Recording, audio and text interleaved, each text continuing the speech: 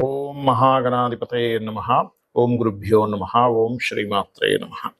అరుణాం కరుణాతరంగితాక్షీం ధృతపాశాంకుశపుష్పబాణచాపాం అనిమాదిభిరావృతాం మయూకైః అహమిత్యేవ విభావయే భవానీం. శ్రీమాత్రే నమః. ప్రేక్షకులకి ఆ లలితాంబిక అమ్మవారి యొక్క అనుగ్రహం పరిపూర్ణంగా కలగాలని మనస్ఫూర్తిగా కోరుకుంటూ మనం ఈరోజు ఏ ఏ నక్షత్రాల్లో ఉన్నటువంటి వారికి ఆ యొక్క దోషం ఏర్పడుతుంది. సహజంగా మనం పంచాంగాల్లో చూసుకుంటాం, పలానా నక్షత్రం అండి పలానా పాదంలో పుట్టారు, మరి వీళ్ళకి దోషం అంట అని అనుకుంటూ ఉంటాం. అయితే అది ఎంతవరకు ఉంటుంది ఆ దోషం? కేవలం నక్షత్రాన్ని మాత్రమే చూసుకోవాలా? వాళ్ళ గుణగణాలని నక్షత్రంలో మేళవించి చూసుకోవాలా?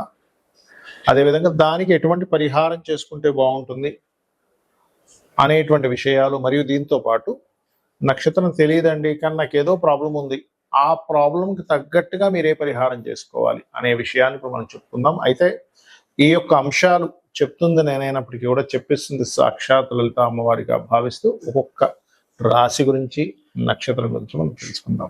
ఇక మిథున రాశిలో ఉండే నక్షత్రాలు మృగశిర 3-4 పాదాలు, ఆర్ద్ర నక్షత్రము, పునర్వసు 1-2-3 పాదాలు.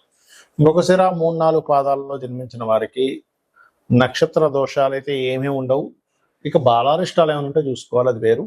అలాగే మరొక విషయం ఏంటంటే మృగశిర 3-4 పాదాల వారికి వాళ్ళ లక్షణం కొంచెం వాదన చేయడంలో మంచి పట్టు కలిగి ఉంటారు. అంటే ఎలా మనం వాళ్ళని గెలవాలి అనే దాని మీద. అయితే దీంతో పాటు 2-3 భావాలు కూడా కొంచెం అగ్రెసివ్ ప్లాంట్స్తో ఇంకా బలంగా ఉంటుంది, లేనట్లయితే కొంచెం సైలెంట్గానే చేస్తూ ఉంటారు వాదన అనేటువంటిది. ఇక మృగశిర ఆర్ద్ర నక్షత్రం వారికి గుర్తుపెట్టుకోండి, కొంచెం ఊహలు ఎక్కువగా ఉంటాయి, ఇదేదో అయిపోతుందేమో అని భయం ఉంటుంది. కొంచెం తల్లిగారితో ఉండేటువంటి ఇది కొంచెం కమ్యూనికేషన్స్ విషయంలో కొంత ఇబ్బంది ఉంటుంది తల్లిగారితో.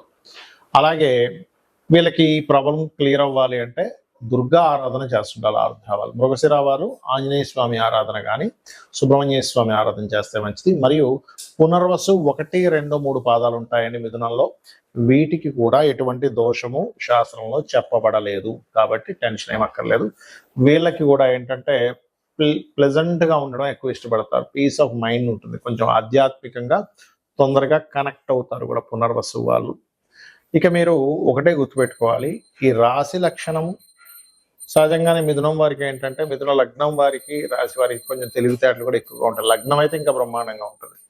అయితే ఒకవేళ మీద మిథున లగ్నం అనుకోండి, అప్పుడు లలిత అమ్మవారి యొక్క ఆరాధన చేయడం అన్ని విధాల ఉత్తమం, మామూలుగా కాదు.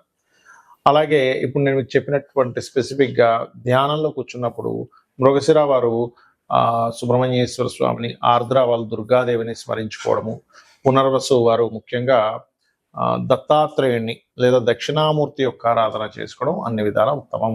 చాలా మందికి ఈ యొక్క గండంలో పుట్టాము కదా, ఇది ఎప్పటి వరకు ఉంటుందని సందేహం కలుగుతూ ఉంటుంది. చిన్నప్పుడు మాత్రమే ఉంటుందని, 12 సంవత్సరాల లోపల మాత్రమే ఈ నక్షత్ర గండం అనేటువంటిది నడుస్తూ ఉంటుంది. అందులో కూడా శిశువుకైతే శిశు సంబంధించినటువంటిది అంటే ఏంటి, లగ్నం పాడైనటువంటి మహాదశలు రావాలి. అంటే లగ్నం మీద పాపగ్రహ సంచారము, లగ్నాధిపతి వెళ్ళి పాపగ్రహాలతో కూడి ఉన్నటువంటి మహాదశ అంతర్దశలు రావడం, దానికి గోచారం అనుకూలించినప్పుడు మాత్రమే చిన్నతనంలో అనారోగ్యంతో బాధపడతారు. దానికి నక్షత్ర శాంతి మరియు అదే విధంగా ఆ గ్రహశాంతి, నక్షత్ర గ్రహశాంతులు, శివాభిషేకం చేసుకోవడము, ఇంట్లో ఏదైనా పారాయణం చేయడము, చండీ పారాయణం లాంటివి చేసుకుంటే క్లియర్ అయిపోతుంది. పెద్ద అయిపోయిన తర్వాత మీరు దాని గురించి ఏమిటి 1% కూడా పనిచేయదు, గుర్తుపెట్టుకోండి. ఇక తల్లికి తండ్రికి అన్నారనుకోండి, ఇందాక నేను చెప్పినట్టుగా చంద్రుడు పాడవాలి, రవి పాడవాలి తల్లిదండ్రి అయితే, అప్పుడు వాళ్ళకి సంబంధించిన దానము శాంతి చేసుకుంటే అక్కడ క్లోజ్ అయిపోతుంది. దాని గురించి జీవితాంతం మీరు బాధపడుతూ ఆలోచించాల్సిన అవసరం లేదు. మేనమామ గండం అంటారు కొన్నిసార్లు, అప్పుడు కూడా వీళ్ళకి బుధగ్రహం పాడవాలి. పిల్లల జాతకాలు బుధగ్రహం పాడవి, ఆడో స్థానం కూడా పాడైతేనే. అలాగా కండిషన్ చూసుకోకుండా ఊరికే మేనమామకి గండం అంటనే అనుకోవడానికి వీలు లేదు. ఇది ఖచ్చితంగా చెప్తున్నాను, మీరు కావాలంటే ఒక 10,000 జాతకాలు తీసుకొని రీసెర్చ్ చేయండి. నేను రీసెర్చ్ చేసి చెప్తున్నటువంటి అంశం ఇది ఖచ్చితంగా. అలాగే మరికొంతమందికి ఎలా ఉంటుందంటే వాళ్ళకి చిన్నప్పుడు నోట్ చేయరు, కానీ వాళ్ళకి ఏదో ఇబ్బంది వస్తుందండి, నాకేదో ఇబ్బంది ఉంది, నాకు తెలియట్లేదు, జాతకం లేదంటూ ఉంటారు. అలాంటప్పుడు 2 విధానాలుగా మనం తెలుసుకోవచ్చు. ఒకటి ప్రశ్న వేసి తెలుసుకోవచ్చు, అంటే వాళ్ళు అడిగిన సమయానికి ప్రశ్నలో వస్తుంది ఒకటి. ఇక రెండవది ఏంటంటే మనకున్న సమస్య బట్టి మనం తెలుసుకోవచ్చు. అంటే ఎలాగా, జీవితంలో అనీజీగా ఉంటున్నాను, ఎప్పుడు ఎవరి మీద ఒకరి మీద ఆధారపడుతున్నాను, నేను ఎప్పుడు ఎదగలేకపోతున్నాను అన్నప్పుడు లగ్నం ఎక్కడో పాడైంది, దశమం పాడైంది అని అర్థం చేసుకోవాలి. అలాంటప్పుడు మీరు ముఖ్యంగా చేయవలసింది ఏంటంటే లక్ష్మీ నృసింహస్వామి యొక్క ఆరాధన అద్భుతంగా పనిచేస్తుంది. అది మీకు లగ్నమా, రాస ఏమక్కర్లేదు. లేదా హనుమత్ ఆరాధన మీకు ఖచ్చితంగా ఒక స్టేజ్కి తీసుకెళ్తారు స్వామివారు. కాబట్టి నమ్మకంగా చేసుకోండి. ఇక రెండవది ఏమంటే నాకు ఫైనాన్షియల్గా చాలా ఇబ్బంది ఉందండి అంటే మీకు గనక జాతకం తెలిస్తే, మీ జాతకం ఉంటే గనక రెండవ భావం ఎలా ఉందో చూసుకోవాలి. రెండవ భావాన్ని ఏ గ్రహాలు కబలించున్నాయి, ఏ గ్రహాల మధ్య ఉంది, పాపకట్టెరలో ఉందా, లేకపోతే దానికి వ్యతిరేకమైనటువంటి మహాదశ ఫలితాలు జరుగుతున్నాయి చూసుకోవాలి. అలాంటప్పుడు లలితా సహస్రనామాల్లో చక్కగా మీరు ఓం సంపత్కరి సమారూఢ సింధుర వ్రజసేవితాయ ఏ నమః అనుకోవచ్చు.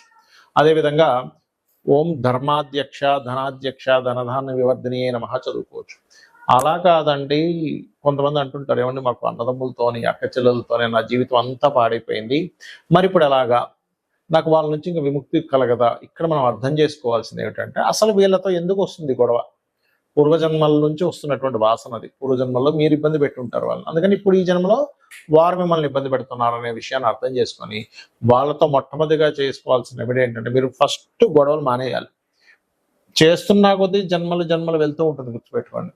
అలాంటప్పుడు మీరు ఓం కర్పూర వీటి కామోద సమాకర్ష దిగంతర లేదా ఓం కనకాంగద కేయూర కమనీయ భుజాన్విత, ఇది మీకు ఏదైనా ఒక పని చేయాలంటే భయం వేస్తున్నప్పుడు కూడా జరుగుతూ ఉంటుంది. ఇక విద్య అబ్బదు కొంతమందికి. చాలా మంది అనుకుంటారు ఈ నక్షత్రంలో పుట్టాం కాబట్టి విద్య అవ్వట్లేదు అనుకుంటారు. అది అలా కాదు, 4వ భావం పాడవుతుంది, గుర్తుపెట్టుకోండి. అప్పుడు మీరు చేయవలసింది ఏమిటి అంటే 4వ అధిపతి ఎలా ఉన్నాడు, బుధుడు ఎలా ఉన్నాడో చూసుకుంటూ పర్టికులర్గా మీరు మీ యొక్క జాతక చక్రంలో 4వ అధిపతి ఎలా ఉన్నాడు ఏమిటి చెక్ చేసుకొని దానికి సంబంధించిన రెమెడీలు చేసుకోవడము, అందులో ముఖ్యంగా హయగ్రీవ స్తోత్రం చదువుకోవడం చేస్తూ ఉండాలి. అలాగే ఓం శుద్ధ విద్యాంకురాకార ద్విజపంక్తి ద్వయోజ్వలాయ నమః చేసుకోవచ్చు. ఇక సంతానం లేదు, కొంతమందికి సర్పదోషాలు ఉంటాయి, దానివల్ల అవ్వదు, దానికి ఏమి కంగారు పడకుండా దత్తాత్రేయుడిని దిగంబర శ్రీపాద వల్లభ దిగంబర. అప్పులు ఎక్కువగా ఉన్నాయండి, అపర్ణాయే నమః. వివాహం అవ్వట్లేదండి, ఓం కామేశబద్ధ మాంగళ్య సూత్ర శోభిత కందర నమః చూసుకుంటూ సప్తమ స్థానం ఎలా ఉందో చూడాలి. అప్పులు ఎక్కువగా ఉన్నాయంటే 6వ భావం ఎలా ఉందో చూడాలి. గండాలు ఎక్కువగా అవుతున్నాయి, ఇప్పుడు మనం అనుకున్నాం ఏ నక్షత్రానికి ఏ గండం అని. అలాంటప్పుడు మీరు చేయవలసింది ఏమిటి అంటే గండానికి కారకుడు ఎవరు, అష్టమాధిపతి. సడన్ ఇన్సిడెంట్స్, సడన్ గ్రోత్ ఉంటుంది, సడన్ డౌన్ ఉంటుంది అంటే అష్టమాధిపతి వల్ల.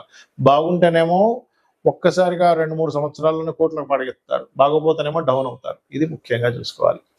అలాగే భాగ్యం ఎప్పుడైనా గుర్తుపెట్టుకోండి, భాగ్యాధిపతి బాగున్నాడా ఇంక తిరుగులేదు, వాళ్ళ లైఫ్ భగవంతుడు దగ్గరుండి నడిపిస్తాడని అర్థం చేసుకోవాలి. పాడయ్యాడా, ఓం హరనేత్రాగ్ని సందగ్ధ కామ సంజీవన ఔషధి. కెరియర్ సరిగ్గా లేదండి, ఓం మాణిక్య మకుటాకార జానుద్వై విరాజితాయ నమః. బెల్లము దానంగా ఇవ్వడం, నువ్వులు దానంగా ఇవ్వడం, గోవులకి భక్తి శ్రద్ధలతో భావనతో గోవులకు బెల్లం తినిపించడం చేయండి. ఏమంటే సక్సెస్ రేట్ లేదు, ఆనందం రేట్ లేదనుకునేటువంటి వారు ఓం ఇంద్రగోప పరిక్షిప్త స్మరతోనాభజంగికాయే నమః చేసుకోవాలి. లేదంటే విదేశాలు వెళ్దాం అనుకుంటున్నాను అన్నప్పుడు ముందు అసలు మీకు విదేశీ యోగం ఉందా లేదో చూసుకొని, ఇన్వెస్ట్మెంట్స్ విదేశాలు, తండ్రి యొక్క ఆస్తి అంతా కూడా 12వ స్థానంలో ఉంటుంది కాబట్టి విదేశీ వెళ్ళే యోగం ఉందండి కానీ ఎక్కడో ఆటంకాలు జరుగుతున్నాయి అన్నప్పుడు హనుమాన్ చాలీసా చదవండి ఉదయం సాయంత్రం. ఖచ్చితంగా మీకు ఆ స్వామివారు మీకు ఏదైతే అవయోగంగా ఉందో ఆ యొక్క అడ్డును తొలగించి మీ యొక్క సంకల్పం నెరవేరేలా చేస్తారు. శ్రీమాత్రే నమః.